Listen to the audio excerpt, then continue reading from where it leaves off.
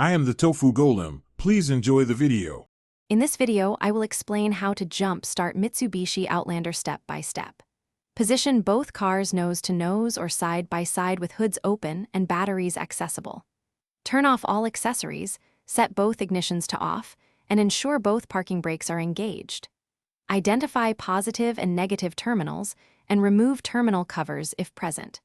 Keep cables untangled and ready before connecting clamps to avoid mistakes or sparks.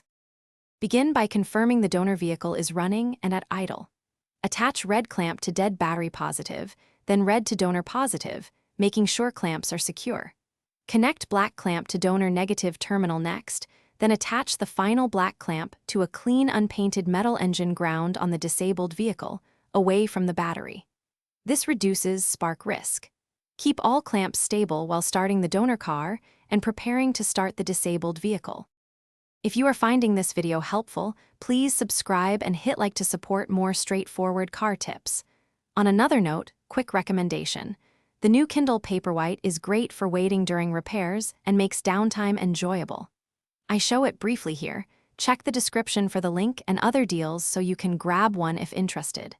Thanks for the support. Now let's get back to the video. With cables attached, start the donor car and let it idle for 3 to 5 minutes to deliver charge.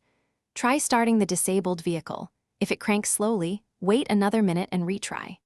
Once it starts, leave both vehicles running and carefully remove clamps in reverse order: negative from ground, negative from donor, positive from donor, then positive from the revived car.